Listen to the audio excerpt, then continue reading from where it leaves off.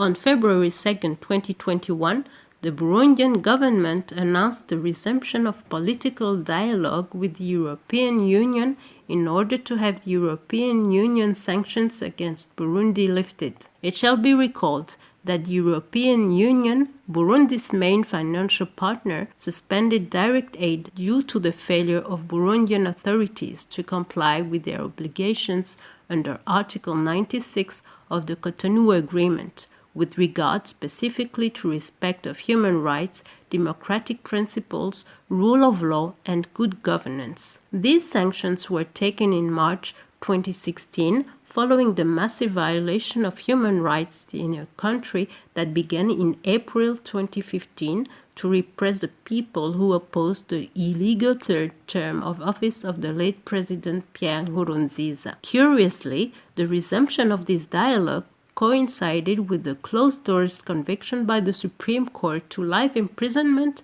of some 30 political figures, members of civil society organizations and media, currently in exile, accused of having participated in the failed putsch of May 13, 2015, and subject to an international arrest warrant. This conviction leaves many doubts, especially as to its motivation. Indeed, the judicial decision was made public on February 2, 2021, while the real date of the verdict is set to be June 3, 2020. Publication delay or backdate? Doubt is permitted in any case, especially since the procedure was marked by numerous irregularities and in particular the concerned were never legally assigned by the Burundian justice. Both events, though they seem contradictory, provoked interesting reactions, such as the one of the 43 European Union members of parliament. They notably call on the Burundian government to put an end to political intolerance and to rehabilitate the destroyed private media as well as the civil society organizations that were banned in the country while holding the torch of the citizens' engagement. These European Union members of parliament remind the European Union and Burundi that dialogue to lift the sanctions can be possible the moment the reasons for which they were imposed disappear. However, as shown in their communication, they believe that these reasons are far from disappearing because the enforced disappearances, sexual violence, torture, murder, arbitrary arrests, and imprisonment, hate speech encouraged by the highest authorities are still a practice in Burundi. The Mouvement Inamahoro stands in solidarity with fellow countrymen and women victims of this judicial parody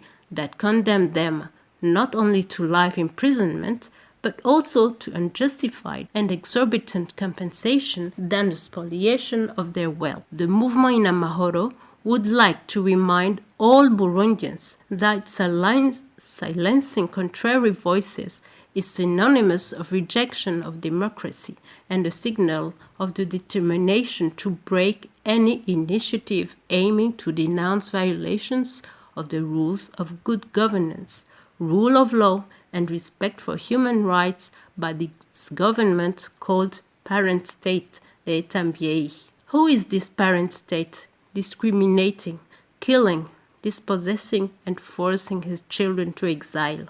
Even more astonishing is the reaction of the Burundian Senate, which, unlike the European Union MPs, is the government's propaganda tool, demonstrating to those who still doubted that Burundi is a rather de facto monoparty system where the executive, the judiciary, and the legislative speak with one voice, leaving the population on its own, alone and powerless in the face of abuses of the power. The Mouvement Inamahoro strongly appeals to the government of Burundi to be coherent and to truly be this l'État vieilli. It is in this line that we urge them to stop this procedure, which is irregular and unfair, to pave rather the way for reconciliation of all Burundians.